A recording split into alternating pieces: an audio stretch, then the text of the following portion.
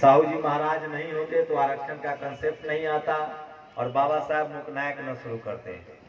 शिवाजी महाराज न होते तो इस देश में प्रतिपालक क्या होता है, सत्य क्या होता है, अन्याय के खिलाफ कैसे लड़ा जाता है, वो कोई नहीं बताता। तो शिवाजी महाराज हो या साहू जी महाराज हो। और उसके बाद जो काम फूले साहब ने, ज्योतिबा फूले, माता सावित्रीबाई फूले, संत गाडगे और जो बाबा साहब ने किया, जिसकी वजह से आज मेरे शरीर पर कपड़ा है, नहीं तो मैं कहीं गटर में होता।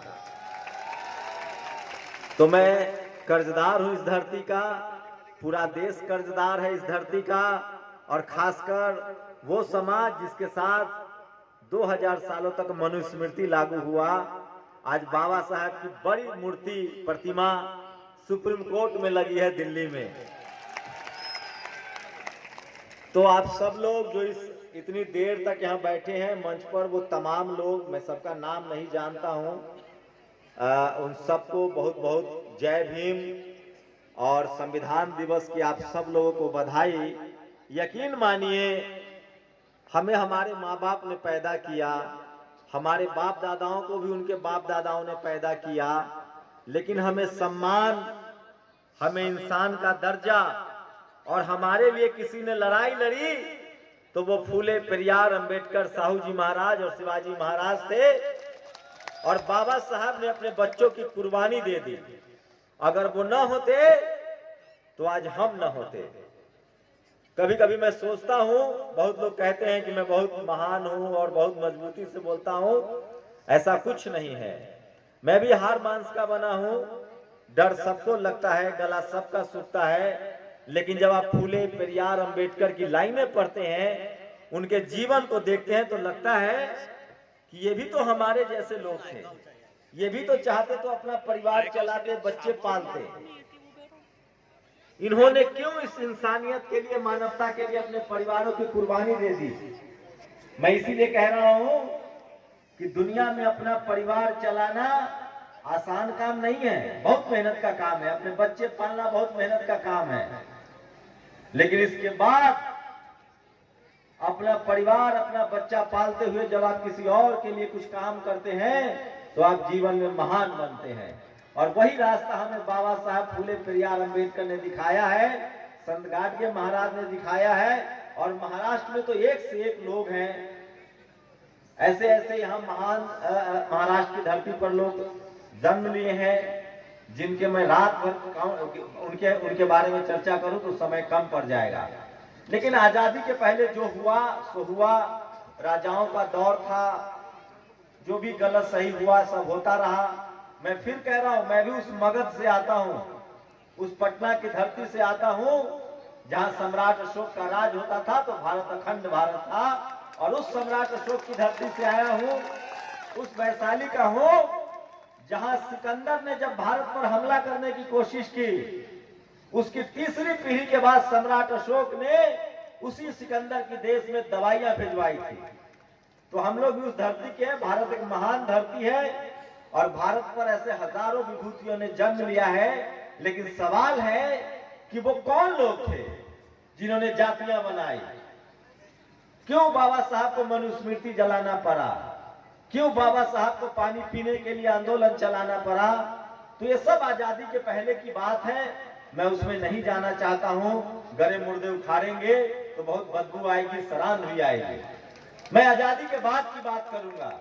आजाद हुए देश को 75 साल हो गए और अब जाकर बाबा साहब की मूर्ति सुप्रीम कोर्ट पहुंची है, भारत के पहले कानून मंत्री की। और बाबा साहब क्यों जरूरी है? मैं किसी का महिमा मंडन नहीं करता हूं। बाबा साहब बहुत पढ़े लिखे, अगर वो अपना परिवार चलाते तो कोई उनके बारे में बात नहीं करता। बाबा साहब इसलिए महान है कि इस देश की आधी आबादी, जिसके नाम पर आज राजनीति हो रही है, इस देश की महिलाएं SP, DM, collector, CM, PM कब बनने लगी? जब संविधान आया, जब संविधान ने उनको अधिकार दिया। और आप विडंबना देखिए, जनरल कैटेगरी के अग्रवाल साहब आपके विधायक हैं, ये विधायक नहीं बन सकते थे अगर संविधान नहीं होता। तो संविधान नहीं होता तो राजा का बेटा राजा बनता था। बाबा साहब नहीं होते तो चाय वाले का बेटा प्रधानमंत्री नहीं बनता। इसलिए बाबा साहब का जो संविधान है वो दुनिया का सबसे बेहतरीन संविधान है। और यकीन मानिए, मैं जानता हूं कुछ मनुवादी लोग हैं जो संविधान से अंदर ही अंदर नफरत करते हैं, लेकिन आपको जानकर हैरानी होगी, बाबा साहब ने जिनको संविधान में उन जरूरतमंदों को, महिलाओं को अधिकार दिया है, वो अभी संविधान का फायदा नहीं उठा रहे हैं। संविधान का फायदा भी अभी वही उन्हीं को मिल रहा है जो इस देश में संपन्न लोग थे, जिनको जाति का फायदा मिला, जिनको धर्म के नाम पर फायदा मिला, आज वही संविधान के नाम पर भी फायदा उठा रहे हैं। लेकिन मैं जानता हूं संविधान बहुत महीन पीसता है, लंबा समय लगेगा, थोड़ा वक्त लगेगा, लेकिन सबको बराबर का मौका मिलेगा। इसलिए हम सबको मिलकर इस संविधान को बचाना है। किसी ने ठीक कहा है, अगर हम सब ने मिलकर संविधान बचाया तो हम सबको संविधान बचाएगा। क्यों संविधान जरूरी है? संविधान इसलिए जरूरी है कि फिर से कोई सत्ता में हिटलर जैसा आदमी न बैठ जाए।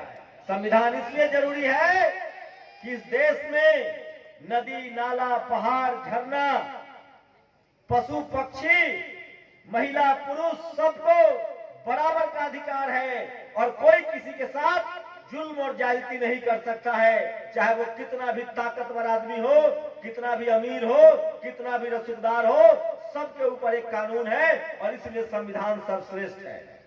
अगर संविधान नहीं रहेगा तो हर छोटे को बड़ा कुचलने की कोशिश करेगा।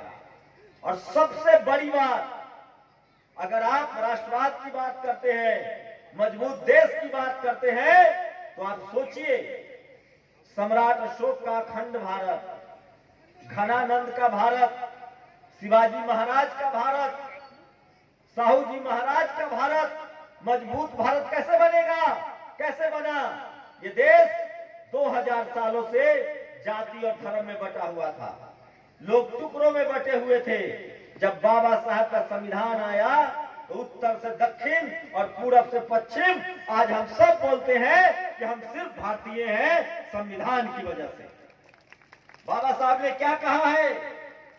कॉन्स्टिट्यूएंट असेंबली में उनका भाषण है। आप सब महाराष्ट्र के लोग हैं, बहुत पढ़े लिखे लोग हैं, मैं आपको क्या कहूंगा, जो मैं प्रेरणा लेता हूं वो बातें कह रहा हूं।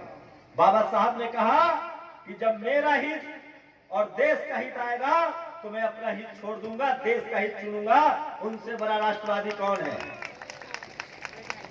लेकिन आज कुछ तकलीफ वाली बातें भी बताऊंगा।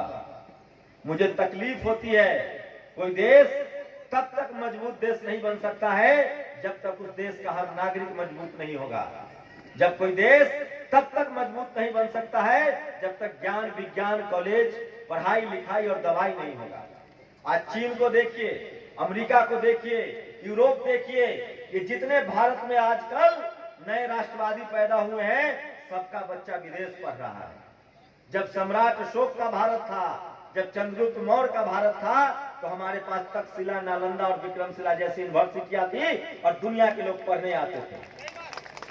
वैसा भारत तब बनेगा जब ज्ञान, विज्ञान, पढ़ाई लिखाई का समय आएगा। और बाबा साहब ने इसीलिए कहा है कि संविधान विज्ञान को लेकर आगे बढ़ेगा, कर्मकांड को लेकर नहीं, अंधविश्वास को लेकर नहीं। इसलिए मैं इस देश के हर नागरिक की जिम्मेदारी है कि आप पढ़ाई लिखाई, ज्ञान विज्ञान पर जोर दीजिए, नहीं तो आप पीछे रह जाइएगा। आप कल्पना कर सकते हैं, आप एक सुंदर महल में रहते हैं, आप बहुत अमीर हैं, लेकिन आपके आसपास गरीबी है, बीमारी है, नहीं रह सकते हैं आप। वो लोग मानसिक रूप से बीमार हैं जो इंसान इंसान में भेद करते हैं। आज क्या हो रहा है इस देश में? जातिवाद खत्म नहीं हुआ है। बाबा साहब के संघर्षों के बाद, इस संविधान के बाद जातिवाद खत्म नहीं हुआ है। जातिवाद और महीन हो गया है, और खतरनाक हो गया है, और जानलेवा हो गया है। हमारे बाप दादा के समय में क्या था जातिवाद? मूछ नहीं रखने देंगे, खाट पर नहीं बैठने देंगे, चप्पल नहीं पहनने देंगे, तुमको बोलने नहीं देंगे, वहां तक ठीक था। अब जातिवाद शहरों में चला गया है, बड़े बड़े शहरों में चला गया है। अमेरिका, इंग्लैंड में लोग जातिवाद लेके गए हैं। मुंबई, दिल्ली, कलकत्ता, इन जैसे बड़े शहरों में जातिवाद है, मीडिया में जातिवाद है, बिजनेस में जातिवाद है। आपके बच्चों को कॉलेज, यूनिवर्सिटी में मारा जाता है रोहित वेमुला की तरह, डेल्टा मेघवाल की तरह, पायल तडवी की तरह। आपके बच्चों का नंबर काट लिया जाता है, इंटरव्यू में नंबर नहीं मिलता है, खेल में आपके साथ दोहरा व्यवहार होता है। हर जगह आपको पता है जातिवाद आज किनके साथ हो रहा है। आप गरीब रहिए, आप ठेला चलाइए, सब्जी बेचिए, आप मजदूरी कीजिए, उनका टॉयलेट साफ कीजिए, हो सकता है वो आपसे अच्छा व्यवहार करे, हो सकता है वो आपको बराबर में खाना भी खिलाए। लेकिन जब आप एसपी बन जाइए, डीएम बन जाइए, कलेक्टर बन जाइए, सीएम बन जाइए, तब उनका जातिवाद जगता है और वो आपसे नफरत करना शुरू करते हैं। वो चाहते हैं, ये जो मनुवादी हैं ये बहुत चालाक है, बहुत शातिर हैं ये लोग। ये चाहते हैं कि आप मरे नहीं, आप लाचार और बेबस रहें, आप गरीब रहें, आपके शरीर पर कपड़ा न हो, आप उनकी चाकरी करते रहें, उनकी गुलामी करें और उनके सामने सर न उठाएं। इसलिए अब महीन जातिवाद से संघर्ष करना है। इस देश में जो भी बहुसंख्यक समाज का लोग है, जिसको बाबा साहब ने जातियों से निकालकर और एससी, एसटी, ओबीसी का दर्जा दिया, उनके बच्चों के साथ पूछिए, उनके अधिकारियों से पूछिए, अरे छोड़िए, उनका सीएम पीएम से पूछिए, उसका मुख्यमंत्री भी जेल जाता है। और इस देश में बड़ा बड़ा भ्रष्टाचारी 10-10 हजार करोड़ का घोटाला करके विदेश में मौज कर रहा है। और इस देश का एससी, एसटी, ओबीसी, दलित, पिछड़ा, आदिवासी, किसान खीरा चोरी के खीरा समझते हैं, खीरा चोरी के झूठे आरोपों में जेल खट रहा है और वो हीरा चोरी करके मजे कर रहा है। इस सब पर बात करनी पड़ेगी। चोरी का तरीका बदल गया है। आज इस देश की महामहिम राष्ट्रपति जो आदिवासी समाज से आती है, उन्होंने कहा है कि अब हाई कोर्ट, सुप्रीम कोर्ट में जजों की भर्ती परीक्षा से होनी चाहिए। आप सब लोगों को 2 काम करना है। हम लोग सब काम करते हैं, सड़कें हम बनाते हैं, बिल्डिंगें हम बनाते हैं, हल हम चलाते हैं। अब तो आईएएस, आईपीएस भी बनने लगे हैं, अब तो थोड़ा बहुत व्यापार भी करने लगे हैं। बस एक काम नहीं आता है, जीभ चलाना, बोलना। इसलिए बोलना शुरू कीजिए, लिखना शुरू कीजिए और सोचिए, बाबा साहब का संविधान न होता और ये सोशल मीडिया न होता, मोबाइल क्रांति है, इसको क्रांति कहिए। बहुत मुश्किल से विज्ञान जो भी हमें मिला है, विज्ञान की वजह से मिला है और ज्ञान की वजह से मिला है। बहुजन समाज के लोग 90% आबादी है हमारी। बिहार सरकार ने जाति जनगणना करा दिया है। इस देश में जल, जंगल, जमीन, धरती, संपत्ति का बंटवारा होगा और 100 में 90 शोषित है, 90 भाग हमारा है। इससे कम पर काम नहीं चलेगा। और हमें कुछ भी लड़ाई झगड़ा करके नहीं चाहिए, हथियार के दम पर नहीं चाहिए। हमारे जंगल के भाइयों को बहकाया गया, आदिवासियों को हथियार पकड़ाकर नक्सली बनाया गया और गुलछर्रे उड़ा रहे थे शहर में बैठे लोग। हमें बाबा साहेब के रास्ते पर कलम के सहारे अपना संवैधानिक अधिकार लेना है, न ज्यादा न कम। बराबर का अधिकार चाहिए, हमें बराबर का सम्मान चाहिए। और इसके सुन लीजिए आप लोग, बाबा साहब की लाइन है, जिंदगी बड़ी नहीं शानदार होनी चाहिए। और इसलिए लिखना, पढ़ना और बोलना शुरू कीजिए। सम्मान की लड़ाई है ये। दुनिया में कोई अमर होने नहीं आया है, कोई अमृत नहीं होता है, कोई 100 साल से ज्यादा नहीं जिएगा। सबसे ज्यादा बुद्धिस्ट जीते थे। इस जिंदगी में सम्मान, नाम, शोहरत जरूरी है और उसके लिए जरूरी है कि सम्मान से आप जीना सीखिए। अत्याचार न करेंगे, न अत्याचार सहेंगे। जो हमारा संवैधानिक अधिकार है, आज संविधान दिवस है, उससे कम पर कोई समझौता नहीं।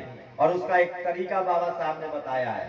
मैं फिर कह रहा हूं, 2000 सालों की गुलामी की बेरिया काटी है बाबा साहब ने। कि जो जातिवाद से हम पीड़ित थे, हमारे ऊपर जो अत्याचार हुआ धर्म के नाम पर, जाति के नाम पर, बाबा साहब का विजनरी थे। एक वोट का अधिकार देके गए। हमारे सत्ता वो ताला की चाबी है जो हर दरवाजे खोलेगा। जिस इस देश का बहुजन समाज, इस देश का बहुजन समाज अपने वोट के ताकत को समझ लेगा, उस दिन चपरासी से लेकर और चीफ जस्टिस तक और सीएम पीएम वही बनेगा, क्योंकि 100 में 90 जनसंख्या हमारा है और हमें नहीं ठग सकता है कोई। मान्यवर कांसी राम साहब ने इसलिए कहा था कि आरक्षण से लेंगे एसपी डीएम और वोट से लेंगे सीएम पीएम। ये जागरूकता बहुत जरूरी है। और सुनिए, आप लोग बोलना शुरू कीजिए, शब्द में शक्ति होती है। दुनिया में सबसे निकम्मा लोग बोल बोलकर सबसे ऊपर बैठा हुआ है, और इस देश का मेहनत कश आदमी भूखे सोने के लिए मजबूर है, उसके शरीर पर कपड़ा नहीं है, वो लाचार और बेबस है। हम लोग हैं असली राष्ट्रवादी, जो इस देश का हल जोतता है, किसान है, मजदूर है, जो बिल्डिंगें बनाता है, सड़कें बनाता है, फैक्ट्री चलाता है, वो मेहनत कश इस देश का सबसे बड़ा योद्धा है, सबसे महान है, जो लोगों का पेट पालता है। और हमें जरूरत है अपने बच्चों को, संत गाडगे ने क्या कहा, थाली नहीं है तो हाथ पर खाएंगे, लेकिन अपने नस्लों को स्कूल और कॉलेज भेजेंगे।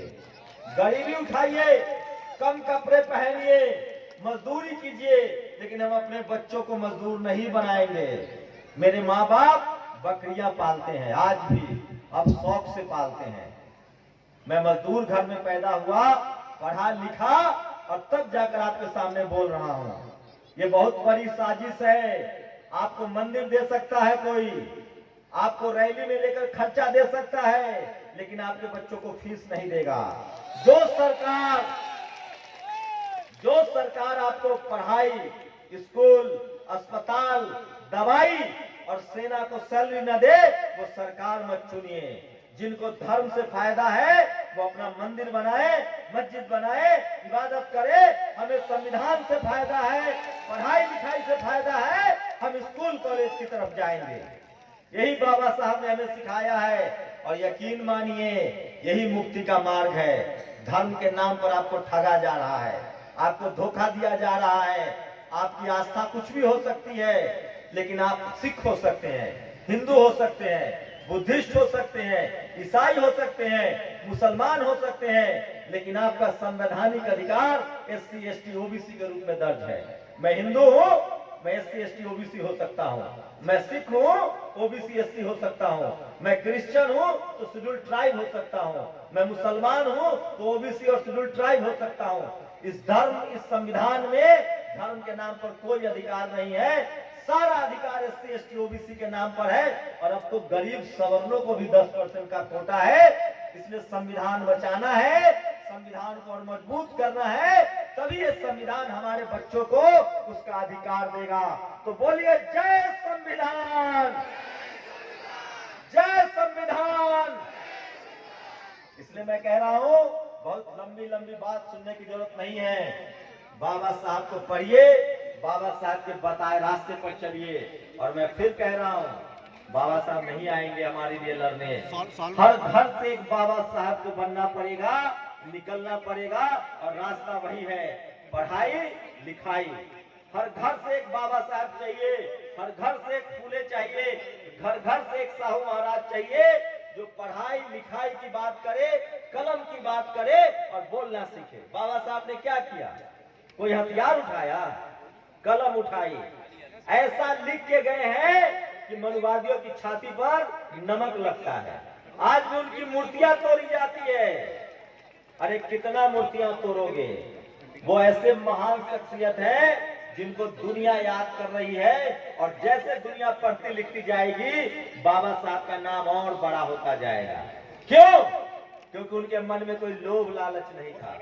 उन्होंने किसी के साथ धोखा नहीं किया, किसी के साथ गैरबराबरी नहीं की। जो शोषित था, वंचित था, इस देश में सबसे ज्यादा जुल्म महिलाओं के साथ हुआ था, सबसे ज्यादा अधिकार महिलाओं को दिया।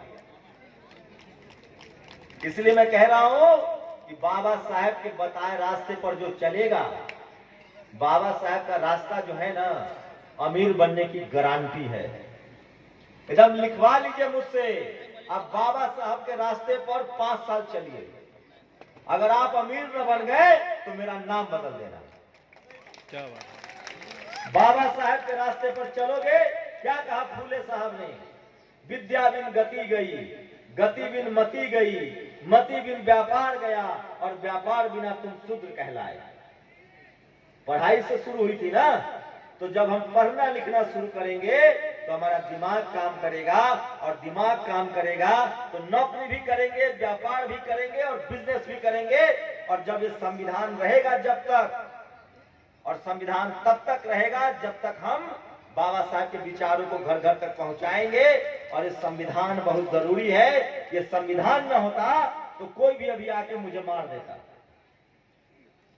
ये संविधान हर इंसान के जिंदगी की गारंटी है, ये संविधान आपकी संपत्ति की गारंटी है, ये संविधान हर महिला के सम्मान की गारंटी है, ये संविधान हर बच्चे के शिक्षा की गारंटी है, और ये संविधान भारत के आन बान और शान की गारंटी है। इसलिए संविधान जिंदाबाद। तो महाराष्ट्र की इस महान धरती पर आप सबका, आपने मुझे सुना, मेरे पास ज्यादा बोलने के लिए नहीं है, मैं रोज बोलता रहता हूं, मैं पत्रकार हूं मामूली सा, रोज की घटनाएं मैं आप लोगों को बताता हूं। लेकिन मैं यही बात कहूंगा कि मैं एकदम कंफर्म हूं इस बात से कि आपकी कोई भी आस्था हो, लेकिन आपका भविष्य पढ़ाई लिखाई और इस संविधान के सहारे बदलेगा।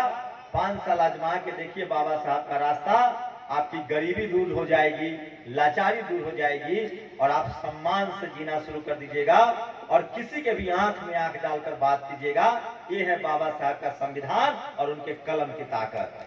इसलिए लास्ट लाइन कहूंगा, हम सबको हमारे माँ बाप ने पैदा किया है, हम सब उनकी इज्जत करते हैं, लेकिन बाबा साहेब हमारे वैचारिक बाप हैं, और अगर वो न होते तो हमें सम्मान न मिलता।